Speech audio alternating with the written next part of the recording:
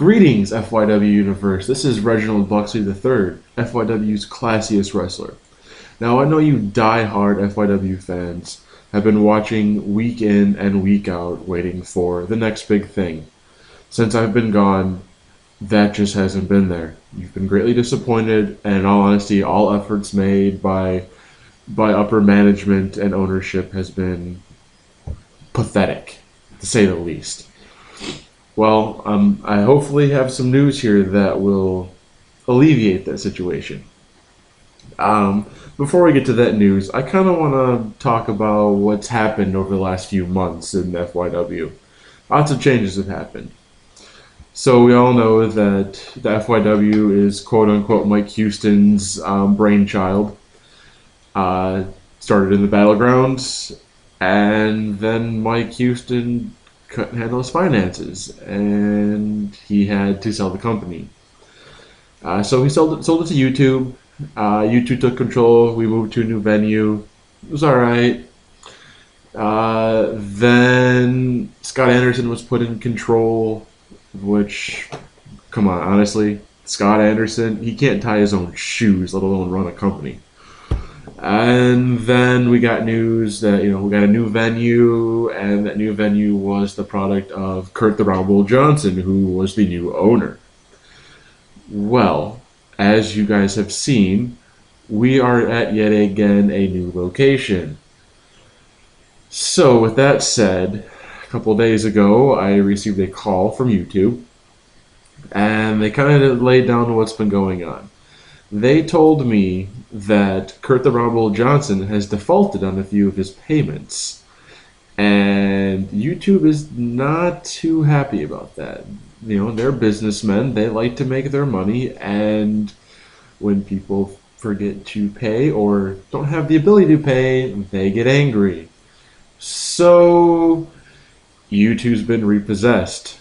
Though why they thought it was a smart move to trust Kurt the Rumble Johnson to actually fund the company is beyond me. They have credit scores for a reason.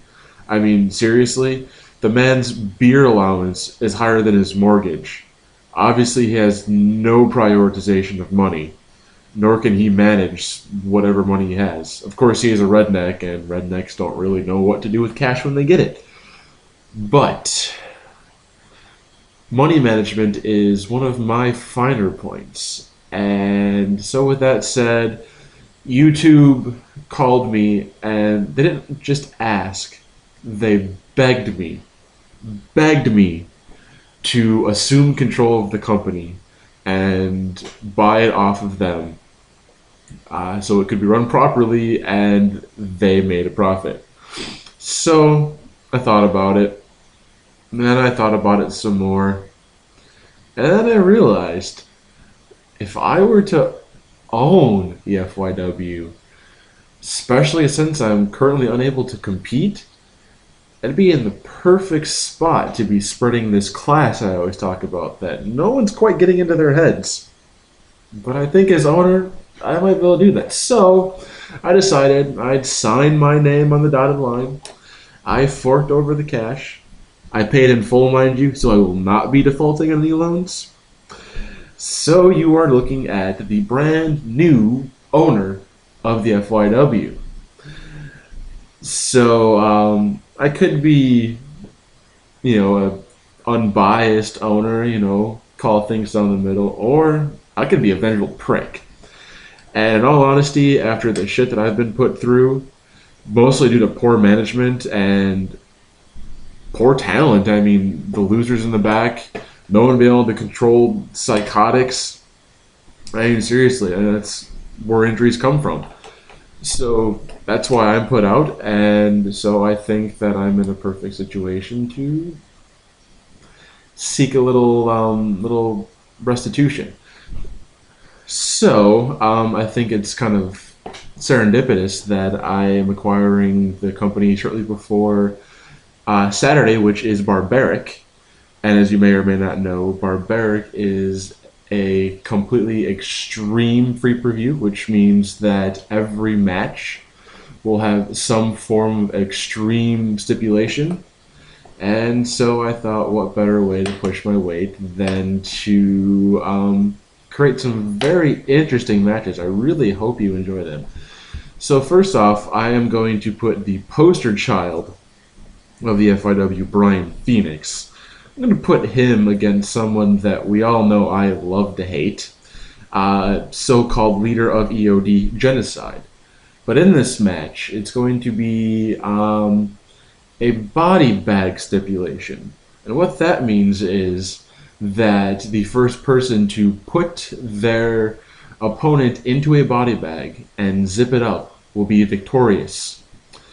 So, best of luck to you two in that one.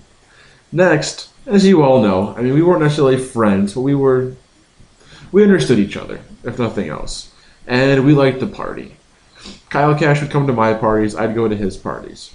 But recently, Kyle Cash has gotten soft, which is just pathetic. I mean, really, pandering to Brian Phoenix, pandering to the fans, being all apologetic for his actions. Really? Come on, Kyle. That was weak. Do you have a spine? So, I figure, let's test how spineless he really is. And we're going to put him against someone else that I just adore.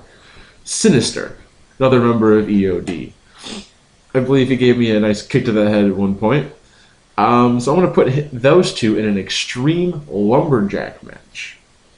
Now, an extreme lumberjack match is very much like a regular lumberjack match, except extreme, which means weapons will be not only legal, but greatly encouraged to keep both competitors in the ring at all times. So that should be very interesting. And, let's go to the man that really just seriously needs to retire. The one who I am currently 3-0 against, who I acquired the World Heavyweight title from, and then defended it, successfully, mind you. Gary Austin, the Illinois Rattlesnake. That pathetic excuse for a competitor. Well, I want to put him up against a match against a newcomer, someone who head's a little big. He thinks he's at the top when really everyone's going, who is this guy? Prodigy Snake. Now, Prodigy Snake, he also just yesterday was making comments about how I'm not in his league and I'm not extreme enough for FYW or to take him on, and I could never survive a match with him, and a bunch of BS, as we all know. He's pretty good at spewing that out. So I'm going to put him and Gary Austin in a match. And since I know how much Gary Austin just loves the use of fire, as you know, he was the one behind banning fire after the loose cannon Jake Paparella decided to get involved in his match and subsequently hit him with a flaming barbed wire bat. Way to go, Jake. So anyways, since it's under new ownership and Gary Austin no longer has any pull in the company, that stipulation has been reinstated. So, with that being said, I am now making this an Inferno match.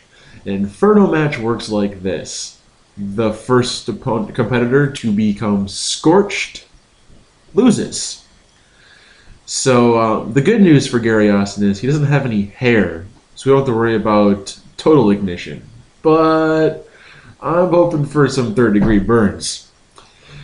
And just to prove how extreme I really am, and in the aura of this barbaric theme, I've decided to instate a new title. Now, this title is going to be called the Extreme Championship. So obviously, this isn't just your run-of-the-mill championship. It has a little panache, a little extra kick to it. So I figured it's extreme, an extreme free preview. Let's come up with an extreme match. Now, we've all heard of the 6-pack challenge. That's pretty interesting. You know, we've seen it several times on TV. I believe it's also been in the FYW several times. It's kind of intense, but I got a better idea. Similar rules, but we're going to call this the 10-man war. The 10-man war works just like a six-pack challenge. All 10 men will be in the ring at the same time, and the first competitor to win either submission or pinfall will be victorious and our first ever extreme champion. Now, of course, again, weapons and other, generally speaking, illegal methods are perfectly acceptable in this match. So whoever thinks they're going to become the first ever extreme champion has a long road ahead of them. That should be quite the match. I'm looking forward to it myself. Um, so yeah, that will be barbaric. My only real holdback is that I'm really upset that DMAC's not here to experience this new ownership. But we all know what happened to DMAC, and I really don't know if we'll ever see him again. But it would just be pretty cool to put him all the way through hell and back. But that's neither here nor there. I have a couple other matters I'd like to talk about. First, this Canadian guy named Jeff. Seriously, I found out the kid was 14 and he's posing threats at me. He's Canadian. He's 14. He's got nothing on Reginald Buxely III. And is Spaz or Twitch or whoever you are, really, just knock it off, dude. You don't stand a chance. You say that you're, a legend, you're a Hall of Famer in backyard wrestling. None of us have seen it. None of us ever will, because it's just not true. So, with that said, just shut up. Just shut up. Alright, well, for now, I guess that's about it. But bear in mind that great change is coming towards FYW, and I hope you're all looking forward to it, because it's going to be a wild ride. Stay classy.